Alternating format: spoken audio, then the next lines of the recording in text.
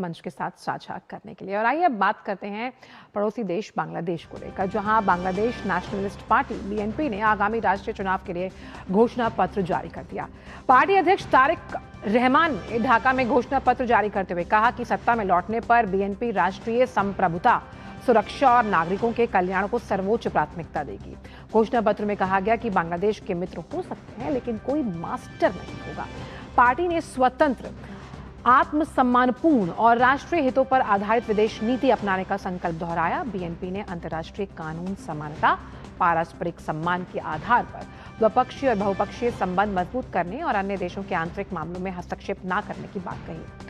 आर्थिक कूटनीति पर विशेष जोर देते हुए नए बाजारों, व्यापार समझौतों और रणनीतिक साझेदारियों के माध्यम से विदेशी निवेश, तकनीकी हस्तांतरण, औद्योगिक विकास को बढ़ावा देने का वायदा किया गया। साथ ही श्रम और प्रवासन कूटनीति, क्षेत्रीय सुरक्षा, सीमाई संरक्षण और पड़ोसी देशों और मुस्लिम जगत के साथ संबंध मजबूत करने पर भी प्रतिबद्धता जताई गई है। भारतीय जनता पार्टी ने आज मुंबई महानगर पालिका मेयर पद की अगर बात की जाए तो उस पद के लिए रितु तावड़े के नाम की घोषणा कर दी।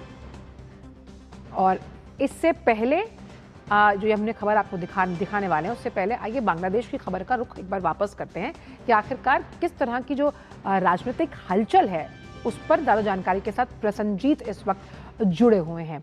प्रसन्नजीत का रुख करते हैं। प्रसन्नजीत, खास तौर पर अगर हम देखें कि जिस तरह से बीएनपी अपने खोए हुए वर्चस्व को पाना चाहती है, लेकिन राजनीतिक अस्थिरता के कारणवश बांग्लादेश में कुछ भी सही नहीं है और खास तौर पर जो कार्यवाहक सरकार है वो हर मोर्चे पर फेलियर साबित हुई।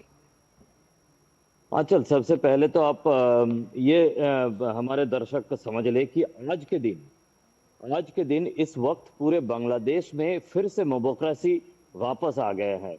आज शनिवार के दिन बांग्लादेश में जिस तरह से पूरे ढाका शहर में खास तरह से एक तरह की डेमोक्रेसी जारी है, मारपीट जारी है, वो काफी चिंताजनक है। आज 7 तारीख है और 12 तारीख को सो कॉल्ड चुनाव जो बताया जा रहा है वो चुनाव होने जा रहा है। तो उसके लिए कल बीएनपी की तरफ से जो मैनिफेस्टो है वो मैनिफेस्टो भी जारी कर दिया गया है। लेकिन आज जिस तरह से ढाका की रास्ते पर मारपीट और एक दूसरे के साथ जिस तरह से एक राजनीतिक दल के समर्थक दूसरे राजनीतिक समर्थक के साथ मारपीट में उतर चुके हैं, वो काफी चिंताजनक बात है। लेकिन फिर भी अगर 12 तारीख की चुनाव ठीक तरह से करना है, लेकिन उसमें जिस तरह से मोहम्मद यूनुस अपने लिए जो रेफरेंडम कराने की कोशिश में लगे हुए हैं वो भी चिंताजनक है। ये सब कुछ मिला के बांग्लादेश सही स्थिति पे नहीं है। 12 तारीख की चुनाव कराना और जिस तरह की जो मैनिफेस्टो की बात तारिक जिया की तरफ से बीएनपी कल जारी किया है, उस मैनिफेस्टो की तरह चुनाव कराना, ये एक वहां की जो चुनाव आयोग है उनके लिए चैलेंज है।